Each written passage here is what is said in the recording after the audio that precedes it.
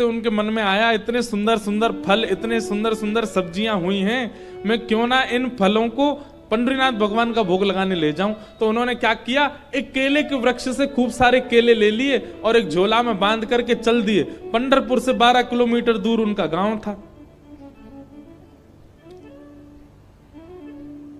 जैसे ही पहुंचे पंढरपुर, इतने आनंद में भर गए कि उन्होंने विचार ही नहीं किया। बहुत लोगों ने रोकने का प्रयास किया कि इनको मंदिर में ना घुसने दिया जाए, ये अधिकारी नहीं है, लेकिन वो तो इतने भाव में आ गए कि वो घुसते ही चले गए। और जैसे भीतर पहुंचे महाराज, लोगों ने घेर करके चोखो मेला जी को पीट दिया, बहुत मारा, उनके वस्त्र फाड़ दिए, सिर में चोट लगी, हाथ में चोट लगी, पैरों में चोट लगी, सब जगह इतना जख्म दे दिया।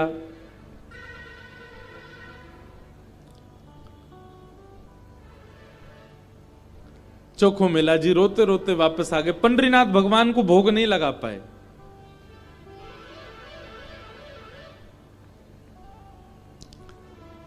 शाम का समय चोखो मेला जी अपने सब घावों को, जहां जहां से रक्त निकल रहा था, साफ कर रहे थे और गुस्सा कर रहे थे। बोले अब नहीं आऊंगा आपके पास। बैठ गए हो, ईंट के ऊपर खड़े हो गए हो, इतने सारे अपने आगे जो है धर्म शास्त्र के मर्मज्ञ लगा दिए हैं, वे सब जात पात देख करके दर्शन कराते हैं।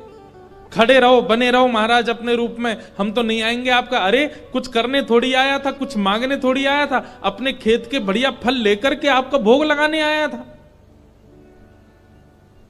इतने में ही नील वर्ण के श्याम सुंदर पीतांबरी पहने चलते हुए चोखो मेला के पास प्रत्यक्ष प्रकट होके आ गए। चल करके आए और चोखो मेला के पास आकर के गले में गलवैया डाल करके बैठ गए। ए चोखा, नाम ही भगवान उसको चोखा बोलते। ए चोखा, तो इतना उदास क्यों हो रहा है? बोले उदास? इतना पिटवाया हमको, हाथ पांव सब तोड़ ताड़ दिए हमारे, और अब मेरे घर आ गए हो, मेरे गले में गलवैया डाल करके बैठे हो। ये सब लीला क्यों करते हो आप? वहां क्यों नहीं रोका आपने सब पुजारियों को, पंडाओं को, ये सब ब्राह्मणों को? ठाकुर जी बोले देख चोखा, वे सब मुझे पूजते तो हैं, मेरी सेवा तो करते हैं, पर मुझको पाषाण मानते हैं, मुझको मूर्ति ही मानते हैं। और जो मुझे पाषाण मानता है ना, उनके लिए मैं पाषाण ही रहता हूं। उनके लिए ना मैं बोलता हूं, ना मैं हंसता हूं, मैं बस एक टक खड़ा रहता हूं, ना मैं खाता हूं, ना मैं पीता, कुछ नहीं। तू तो मुझे पाषाण नहीं मानता ना, तू तो मुझे साक्षात ठाकुर जी मानता है। इसीलिए तो अपने अपने अपने बगीचे के फल लेकर के मेरे पास